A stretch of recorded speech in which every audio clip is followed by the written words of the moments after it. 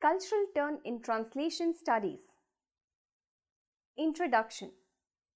The cultural turn in translation studies conceived of translation as a tool to uncover asymmetrical power relations between the two cultures it negotiated, an agent that plays a significant role in charting out the cultural histories of nations and people. The critical role of ideology, poetics and universe of discourse in the way translations are commissioned, executed and published came under critical scanner, and it threw up interesting insights as to the modes and terms of cultural collisions, transactions and dialogue.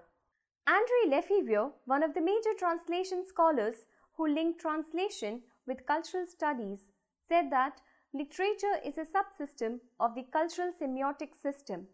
Literature is correlated with other cultural systems and embedded in ideological and socio-economic structures of society. Herman's 1985. Translations are produced under ideological and poetological constraints.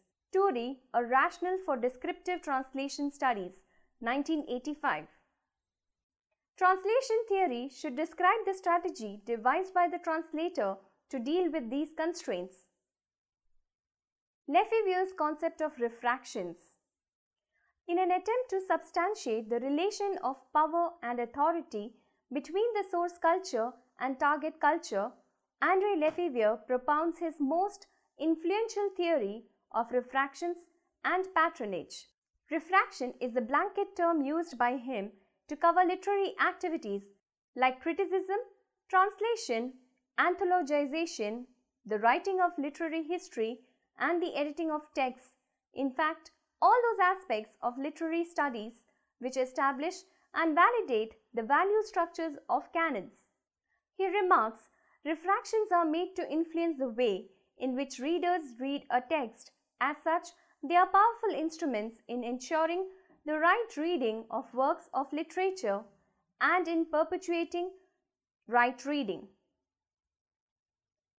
Lefebvre says that the control factor in the literary system checks it from falling too far out of step with other systems like law, physics, etc., which collectively form civilization or society, and cleverly adds that this control factor functions from outside as well as from inside of the system.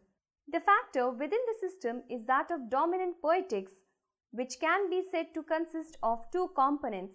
One is an inventory of literary devices, genres, motifs, prototypical characters and situations, symbols. The other, a concept of what the role of literature is or should be in the society at large. In this context, translations play a vital part in the evolution of literatures, not only by introducing new texts, authors and devices, but also by introducing them in a certain way as part of a wider design to try to influence that evolution. The second regulatory mechanism is patronage, represented by groups or persons such as a religious grouping or a political party, a royal court, publishers, and the media. Patronage consists of at least three components. An ideological one, which establishes what is ideologically acceptable in literary system and in the world at large.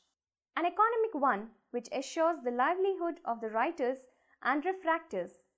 A status component, which provides writers and refractors with a certain position in society.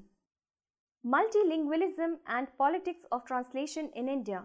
It would be sheer tautology to say that linguistic situation in India is very complex. While the state categorizes 114 languages into narrow categories like scheduled 22 languages and non-scheduled People Linguistic Survey of India being prepared by Bhasha Research and Publication Center, Vadodara classifies Indian languages into classical, Adivasi, nomadic, scheduled and non-scheduled, diasporic, code and multilingual space categories. Of the 22 scheduled languages, some represent linguistic states, that is Gujarati, since it is the only language spoken by the people of a particular geographical area.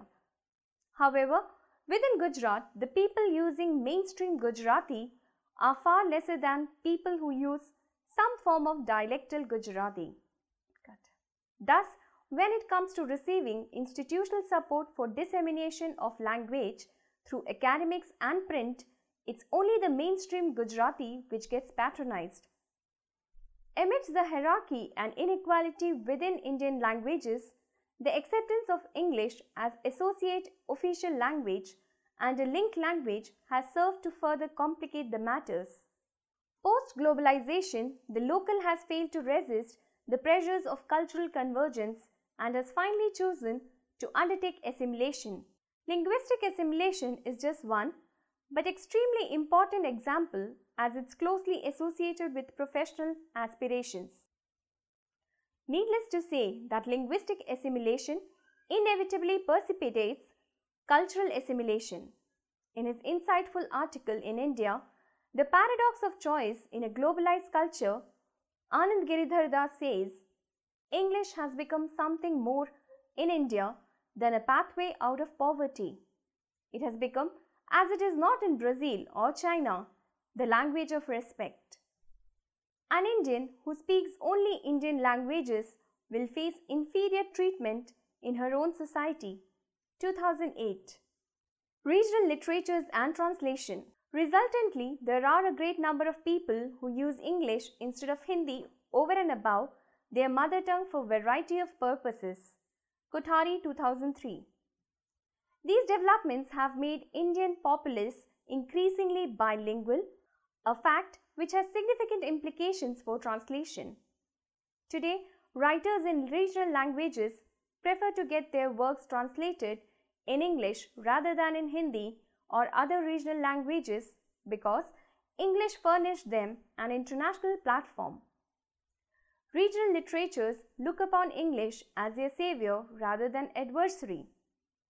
To some, this shift in the mutual relationship, which was frayed in late 19th and early 20th century, is an index of neo-colonial processes overtaking Indian literatures.